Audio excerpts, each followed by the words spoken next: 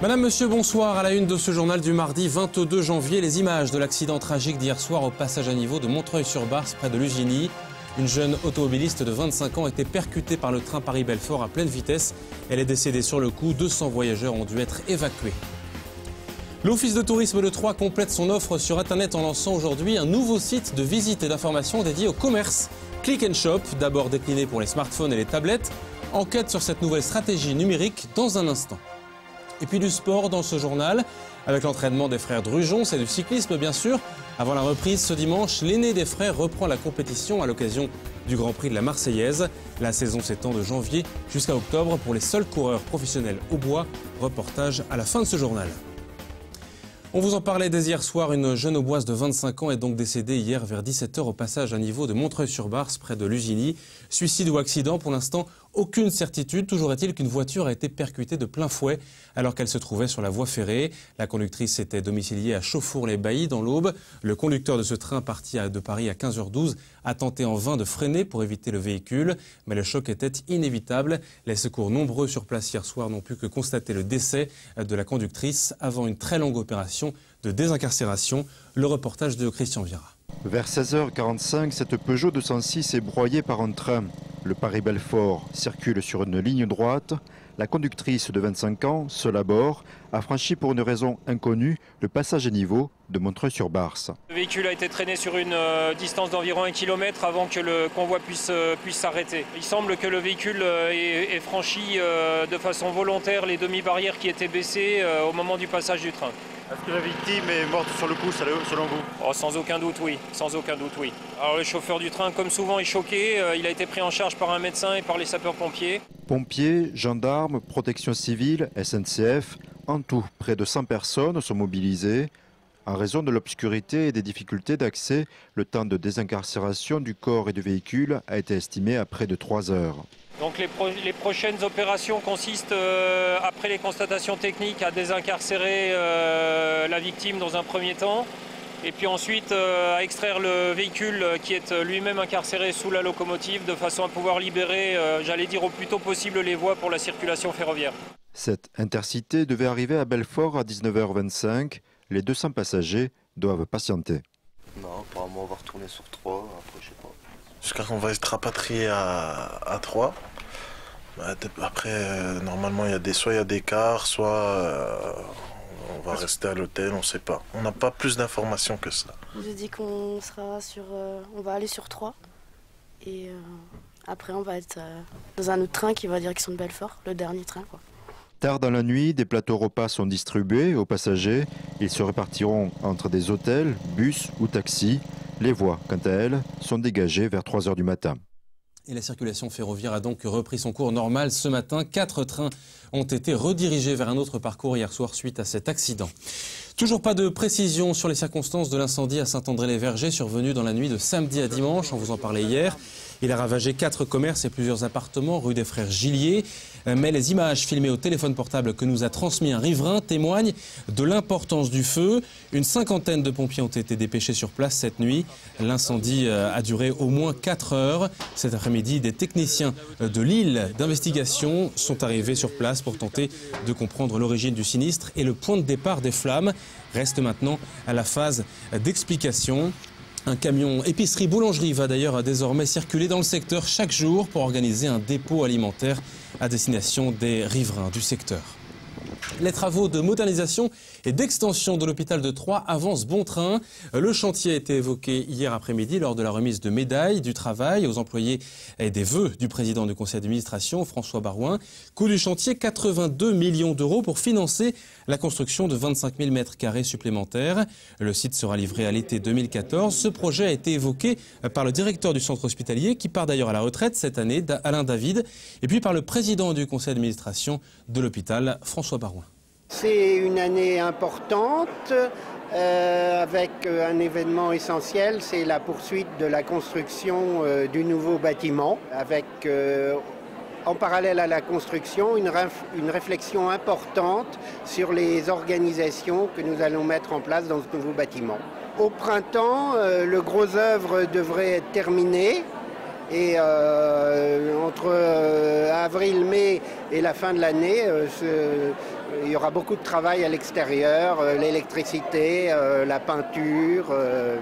Et la livraison est toujours prévue en juillet 2014. Autour de cela, il y a des nouveaux services qui vont se développer en radiologie, en cardiologie, en neurologie. Et il y a donc une année 2013 très dense avec une année 2014 qui sera évidemment en quelque sorte l'accomplissement de plusieurs années d'efforts et de travail. Et j'ajoute que sur le plan financier, la situation est à peu près équilibrée, ce qui dans le contexte général des autres hôpitaux montre que l'hôpital de Troyes va quand même dans la bonne direction depuis quelques années. Bien-être et verglas ne font pas bon ménage. Sans surprise, la fréquentation chiffrée du 7e salon du bien-être est en baisse par rapport à l'an dernier. Ce week-end, malgré les nombreuses animations, les visiteurs ont été moins nombreux, notamment dimanche, compte tenu des routes verglacées de l'alerte orange lancée par Météo France. Au final, ce sont 2652 personnes qui sont venues au salon, dont la moitié venait de Troyes ou de l'agglomération troyenne, contre 4000 personnes l'an passé. Point positif, 75% des exposants sont prêts à renouveler leur participation en 2014. Je vous le disais en titre, l'Office de tourisme de Troyes complète son offre sur Internet en lançant aujourd'hui un nouveau site web dédié à l'information et au commerce Click and Shop, d'abord décliné sur les smartphones et les tablettes. Cette fois-ci, c'est un cran plus loin. Explications et reportages, Damien Ardois.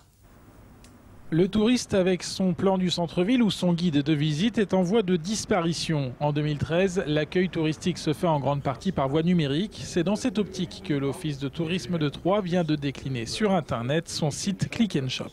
On a très souvent la remarque de personnes qui viennent quand même dans nos locaux pour avoir ne serait-ce que le contact humain, mais qui ont déjà préparé leur séjour via notre site Internet. Au début, l'application Click and Shop a été déclinée sur la tablette, et là, dernièrement, nous venons de mettre en ligne le site internet Click and Shop qui donne un accès encore plus large au grand public puisque tout le monde n'a pas encore ni de tablette ni de smartphone. Sur ce site, ce ne sont pas la cathédrale, les maisons à pans de bois ou l'hôtel de ville qui sont mis en avant, mais bien les commerces de l'agglomération. En tout, 2150 références de la boulangerie à la boucherie en passant par les magasins de vêtements et les centres de marque. Troyes veut montrer sa force d'attractivité commerciale. Beaucoup de touristes maintenant se déplacent en disant mais oui, je vais voir des monuments, je vais bien manger, mais aussi je vais faire des bonnes affaires. Donc c'est ce qu'on appelle le tourisme global qui se développe de plus en plus. Encore faut-il qu'ils aient tous les renseignements nécessaires et c'est un outil qui donne tous ces renseignements. Par catégorie, par ordre alphabétique ou par géolocalisation, les recherches sur Click and Shop se veulent en priorité pratiques. Internet oblige, l'interactivité est aussi au rendez-vous en valorisant par exemple les établissements ouverts. Prenons l'exemple des restaurants, il est midi moins 5, vous voulez trouver une adresse qui est déjà ouverte et qui va vous servir tout de suite, vous cliquez et vous avez un grand panneau qui est marqué ouvert et là vous savez que le restaurant est prêt à vous accueillir. Ici, tous les commerçants de l'agglomération sont représentés, qu'ils soient ou non adhérents à l'office de tourisme. C'est aussi d'ailleurs aux professionnels de la vente de prendre conscience du potentiel. On sent qu'il y a une tendance vraiment vers le futur qui s'accroît et je pense que peu à peu l'évolution va se faire. Et c'est grâce à la tablette que le commerçant verra la personne de l'extérieur venir chez lui ou pas. Même si les affiches et les autres médias, les autres moyens de communication sont intéressants, aujourd'hui c'est la tablette qui vraiment va dans le sens du futur. Le site Click and Shop vient d'être créé, mais des nouveautés sont déjà attendues. Des itinéraires shopping personnalisés vont par exemple être mis en ligne au cours du premier semestre, toujours avec l'objectif de faire rentrer les touristes dans les commerces troyens. Dans la page des sports, ce soir, du cyclisme tout d'abord. Dimanche, l'aîné des frères Drujon reprend la compétition à l'occasion du Grand Prix de la Marseillaise. C'est le début d'une saison qui s'étend de janvier à octobre pour les seuls coureurs professionnels au bois. Une trêve qui aura été l'occasion pour les cyclistes de Big Mat Aubert 93 de se reposer, bien sûr, mais aussi de travailler physiquement en vue de cette saison 2013, très attendue par les coureurs. Le reportage de David Mutel.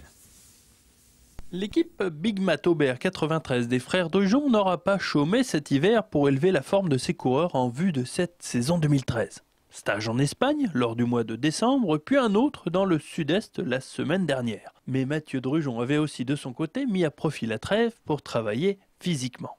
Ce qui se passe à la reprise du sport, quand je fais pas tout de suite du vélo, il y a un peu de natation, je vais un peu à la piscine, je fais 1 heure des longueurs. Ensuite, le VTT, bon, c'est toujours du vélo, mais c'est c'est plus ludique entre copains. On se fait quelques montées où le cœur monte, mais le reste du temps, c'est de l'amusement, de la promenade, et puis on se fait plaisir, mais en même temps, on garde une activité physique. L'entraîneur de Mathieu, David Han, est particulièrement satisfait du programme respecté par son coureur. Il lui prédit même une réussite personnelle pour cette saison. Il a beaucoup investi dans du matériel cet hiver pour progresser. Également sur lui-même, je pense, et donc là on sent une grosse envie sur Mathieu, et j'en suis certain une très bonne saison à venir, puisqu'il va entamer la saison avec 1500 voire 2000 km de plus que l'an dernier. La dernière victoire de Mathieu Drugeon remonte déjà à 2006, mais le coureur troyen espère bien lever les bras de nouveau dès cette saison. Très modeste, l'ancien membre de l'UVCA 3 préfère toutefois privilégier le travail d'équipe en tout bon capitaine de route qu'il est. J'ai compris aussi qu'on pouvait réussir dans ce sport en prouvant notre utilité d'une autre façon. Tout est bon à prendre et il va falloir jouer sur ces plusieurs terrains-là. Séparé momentanément de son frère resté dans le sud afin de faire de l'entraînement foncier en vue des prochaines courses, Mathieu Drugeon l'aura très souvent cette saison à ses côtés dans les pelotons afin de l'aider encore à progresser dans le monde du cyclisme de haut niveau. Et puis on se porte toujours un petit cocorico, en l'occasion de moto dont il s'agit, avec des nouvelles du motard au bois Patrice Carillon. Il vient de terminer le Dakar, originaire de Pinet. Il est d'ailleurs déjà sur le chemin du retour. Cette année, la course est partie de Lima au Pérou jusqu'à Santiago au Chili. Elle a été remportée par le Français Cyril Desprez. L'Aubois, lui, a fini 60e, 11 heures après le gagnant. Mais il aurait pu gagner 13 places et finir 47e à cause d'un problème de GPS. David Mutel vient de le joindre depuis Madrid par téléphone. J'ai pris 2 heures de pénalité, j'ai eu un petit problème avec mon GPS là, mais ils n'ont rien voulu savoir, hein. Il ne s'est pas déclenché lorsque je suis passé pour équiper le waypoint. Et comme c'était un waypoint de 2 heures, j'ai pris une pénalité de 2 heures. Voilà. Donc je suis content parce que j'ai terminé, bien entendu, mais pas content du résultat malheureusement. C'était vraiment très très beau, on a eu de beaux paysages, c'était vraiment sympathique, on a passé des régions vraiment très très belles. Bon, par contre, la difficulté, non, il n'y avait pas trop, puisqu'on arrivait bien à l'heure. Le matin, on se levait pas trop tôt. Il y a que sur la deuxième semaine qu'on s'est levé 3 fois à 3 heures du matin, je crois. Voilà, c'est tout, quoi. Donc c'était pour moi, par rapport à ce que j'ai connu, c'était un rallye facile. Je suis en pleine forme, hein. Bon, déjà, je suis en pleine forme parce que déjà, j'ai pas fait de chute, hein, pas de grosse chute, hein, donc je suis pas trop froissé. Ah, donc tout s'est bien passé déjà, et puis je te dis, il n'y a pas de grosses difficultés, quoi. Voilà, il n'y a rien d'extraordinaire. Enfin, un grand bravo à lui tout de même. C'est la fin de ce journal. À suivre les prévisions météo pour demain dans l'Aube et partout en France avec Cécile Rich. Ce sera gris et froid. Demain dans le JT, on s'intéressera au projet de loi du mariage homosexuel. Après les antis, les pro-mariage pour tous se rendent dimanche à Paris pour manifester. Excellente soirée à vous et à demain.